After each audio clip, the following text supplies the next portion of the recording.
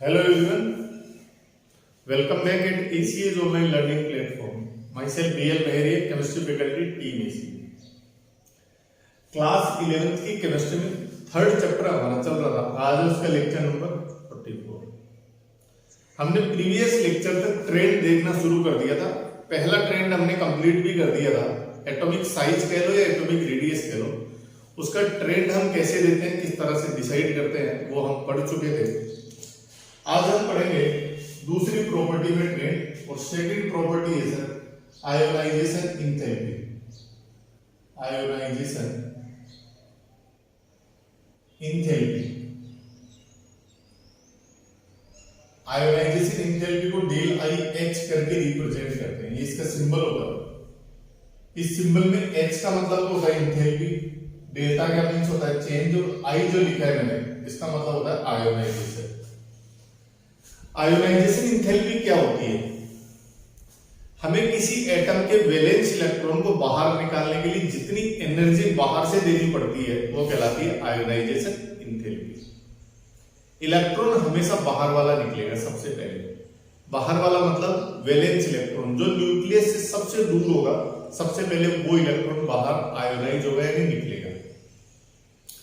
Electron जो है उसको बाहर निकालने के लिए एनर्जी हमेशा हमें ही देनी पड़ेगी, बाहर से एनर्जी देनी पड़ेगी। मतलब ये प्रोसेस एक एंडोथर्मिक प्रोसेस, क्योंकि एंडोथर्मिक प्रोसेस ऐसे प्रोसेस होते हैं जिनमें एनर्जी आउटसाइडर को सप्लाई करनी पड़ती है। इसके बाद क्या, इलेक्ट्रॉन किसी भी एटम से उसकी गैसियस स्टेट से ही निकाला जा सकता है।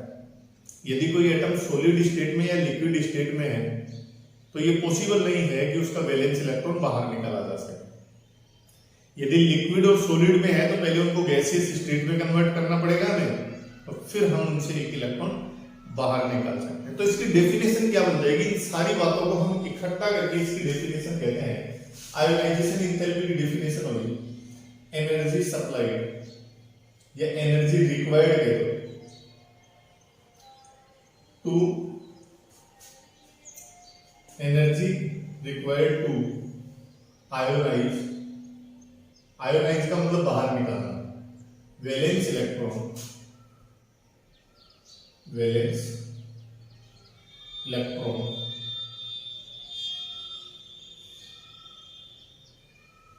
From 1 mole. 1 मोल लेकर हमें ये एक्सपेरिमेंट करना होता है। 1 mole isolated gaseous atom,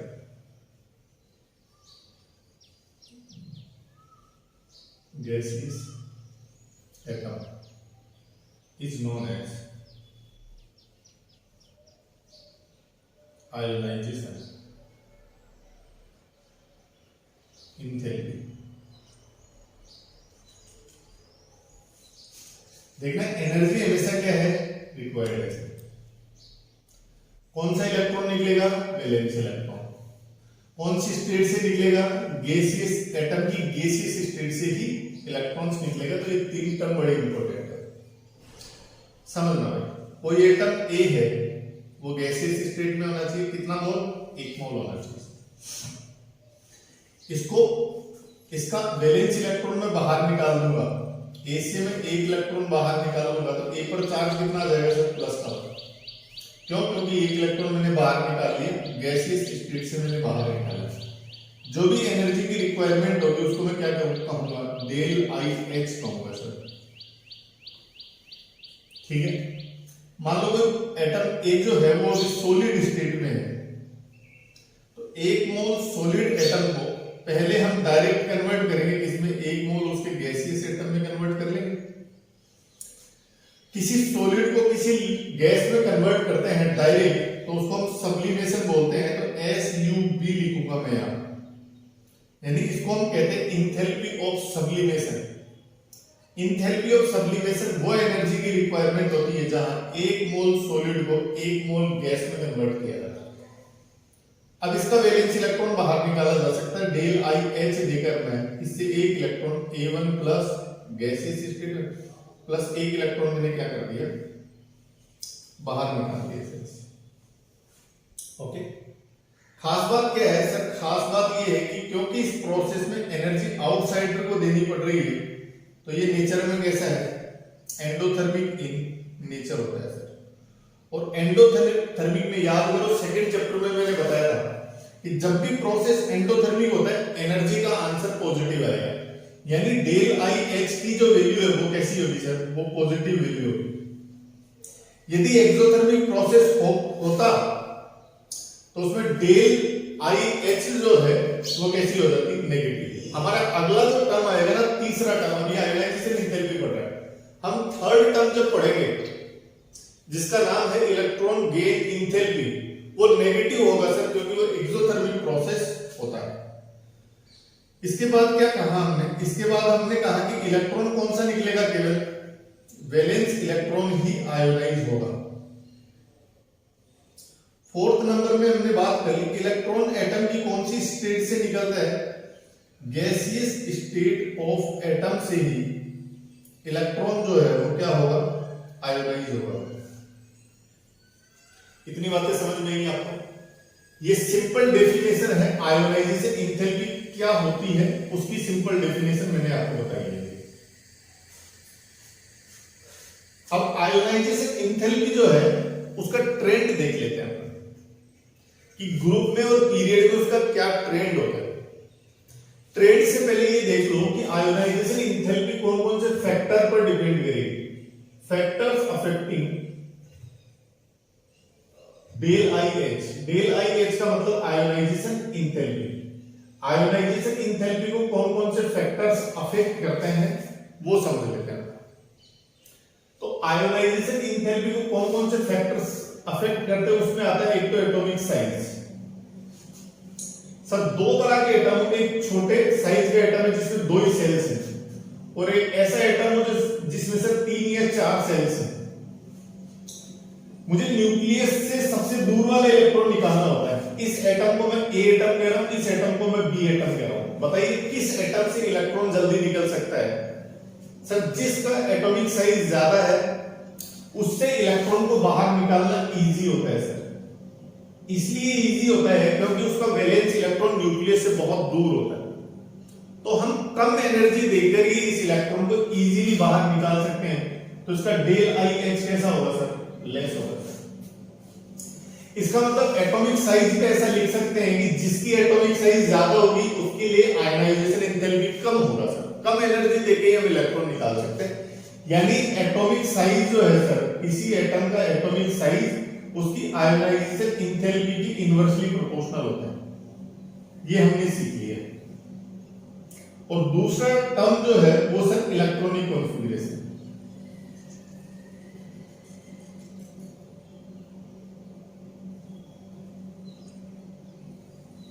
electronic configuration देखो, हमने आपको पी सबसेल, डी सबसेल और एफ सबसेल में 2 चीजें पढ़ाई है।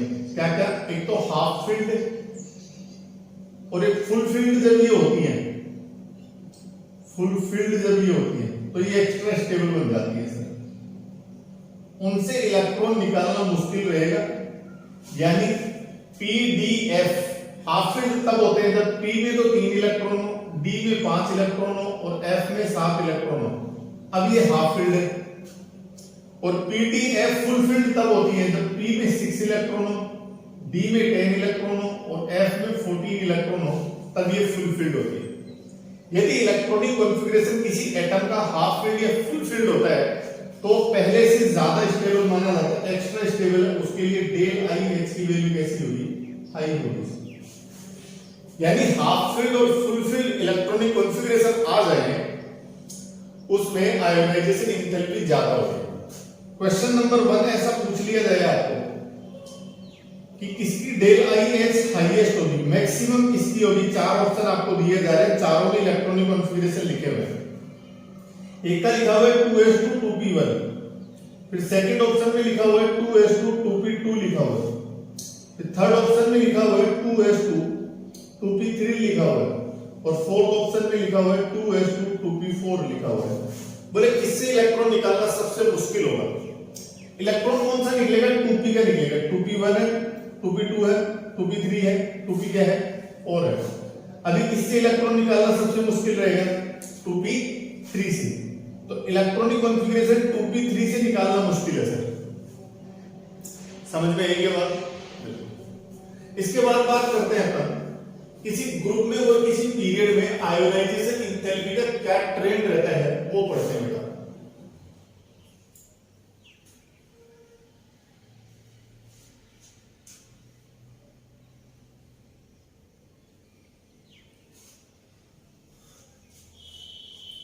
अब पढ़ते हैं अपन ट्रेंड्स इन डेल IH।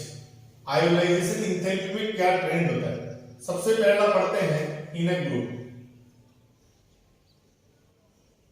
किसी ग्रुप की बात करते हैं, फॉर एग्जांपल ग्रुप नंबर 1 ले लेते हैं। हमने एग्जांपल के तौर पर ग्रुप नंबर 1 से ले लिया 1। इसमें देखें आप hydrogen, lithium, sodium, potassium, rubidium, caesium और फ्रांसियम। फ्रांसियम तो रेडियो एक्टिव होता है, इसको छोड़ ही दो आप, इससे इलेक्ट्रॉन निकालने की गलती हम नहीं करेंगे। टॉप टू बॉटम चलते हैं सर, हम ग्रुप में टॉप टू बॉटम चल रहे हैं, ऊपर से नीचे आ रहे हैं। बोलो पहला पॉइंट, एटॉमिक साइज क्या होता जा रहा है सर? बढ़ रहा है, क्योंकि नंबर ऑफ सेल्स बढ़ रहे हैं। इलेक्ट्रॉन का रिमूवल कैसा है सर? पहले से इजी होता जा रहा है, ऊपर से नीचे आते जा रहे हैं। इलेक्ट्रॉन का रिमूवल इजी हो रहा है क्योंकि न्यूक्लियस और इलेक्ट्रॉन, वैलेंस इलेक्ट्रॉन के बीच की डिस्टेंस बढ़ती जा रही है सर। इलेक्ट्रॉन इजीली निकल रहा है, इसका ये मतलब है कि उसकी आयोनाइजेशन एंथैल्पी क्या होती जा रही है? कम। यानी हाइड्रोजन से कम आयोनाइजेशन एंथैल्पी लिथियम की, लिथियम से कम किसकी है? सोडियम की, सोडियम से कम पोटेशियम, फिर रुबिडियम और फिर सीजियम। ये इसका क्या हो गया भाई? ट्रेंड हो गया। आयोनाइजेशन एंथैल्पी का किसी ग्रुप में ऐसा ट्रेंड हो गया। नोट्स में आपको क्वेश्चन नंबर 1 और क्वेश्चन नंबर 2 ये दोनों एक साथ मिलेंगे। इसका ट्रेंड लिखो और इसका ट्रेंड लिखो, तो ये तो ग्रुप के जो एलिमेंट्स है उसमें top to bottom ionization enthalpy क्या होगी? डिक्रीज होगी। इसके बाद हम किसी पीरियड में बात करते हैं, इन ए पीरियड। किसी पीरियड में हम चलेंगे लेफ्ट टू राइट। एग्जांपल के तौर पर मैं ले लेता हूं पीरियड नंबर 2 ले लेता हूं, पीरियड नंबर 2 ले लेता हूं। पीरियड नंबर 2 के एलिमेंट है लिथियम है, लिथियम के बाद में है बेरिलियम है, बोरॉन है, कार्बन है, नाइट्रोजन है, ऑक्सीजन है, फ्लोरीन है। और नियोन से तो इलेक्ट्रॉन निकालना ही मुश्किल है, उसको तो छोड़ ही देंगे। लेफ्ट टू राइट चलेंगे, तो हम किसी पीरियड में लेफ्ट टू राइट चलते हैं, लेफ्ट टू राइट चलेंगे तो बोलो एटॉमिक साइज क्या होगा? डिक्रीज होगा सर। और एटॉमिक साइज डिक्रीज होगा, अभी अभी मैंने कहा छोटे एटम से इलेक्ट्रॉन निकालना मुश्किल होता है, बड़े एटम से इलेक्ट्रॉन इजीली निकल जाता है। क्योंकि एटॉमिक साइज कम होता जा रहा है, इसीलिए इलेक्ट्रॉन का जो रिमूवल है वो डिफिकल्ट होता जा रहा है। इसका क्या मतलब हुआ? इसका ये मतलब हुआ कि डेल IH की वैल्यू जो है वो क्या होती जाएगी? इंक्रीज होती जाएगी। यानी लिथियम, लिथियम से ज्यादा बेरिलियम, बेरिलियम से ज्यादा बोरोन, बोरोन से ज्यादा कार्बन, कार्बन से ज्यादा नाइट्रोजन, नाइट्रोजन से ज्यादा ऑक्सीजन, ऑक्सीजन से ज्यादा फ्लोरीन। ये ऑर्डर होगा।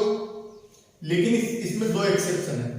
बेरिलियम और बोरोन में आयोनाइजेशन एंथैल्पी अभी ऑर्डर से तो अपने को पता चल रही है कि बेरिलियम की कम होती है, लेकिन वास्तविकता में ज्यादा होती है, इसलिए ये एक्सेप्शन है। इसको कल एक्सप्लेन करेंगे इलेक्ट्रॉनिक कॉन्फ़िगरेशन के हिसाब से। और दूसरा एक्सेप्शन आएगा नाइट्रोजन पर। अभी पता लग रहा है नाइट्रोजन की आयोनाइजेशन एंथैल्पी ऑक्सीजन से कम होती है, लेकिन एक्सेप्शन है। इलेक्ट्रॉनिक कॉन्फ़िगरेशन इनकी हेल्प लेकर हम कहेंगे कि नाइट्रोजन की आयोनाइजेशन एंथैल्पी ऑक्सीजन से कैसी होती है? ज्यादा। कल का लेक्चर इन 2 एक्सेप्शन से ही शुरू करेंगे। स्कूल में बुलाया आपको, एक दिन तो चला गया, कुछ बच्चे मिलके भी गए हैं, बाकी आप जल्दी से जल्दी आए। 2 दिन और बचे, आज का और कल का दिन बचा बेटा।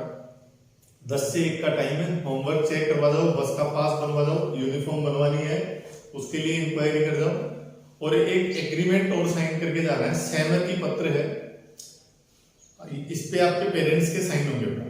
सहमति पत्र इस तरह से है कि आप लोग पेरेंट्स लिख कर ये देंगे, लिखा हुआ है, वो फॉर्मेट बना हुआ है, शायद 11th में भी आपने किया था, उस पर पेरेंट्स के साइन होंगे कि हम हमारी इच्छा से 1 तारीख से बच्चों को स्कूल भेजेंगे, इस पे हमें कोई आपत्ति ऐतराज नहीं है, ये आपको भेजना है। ठीक है, थैंक यू।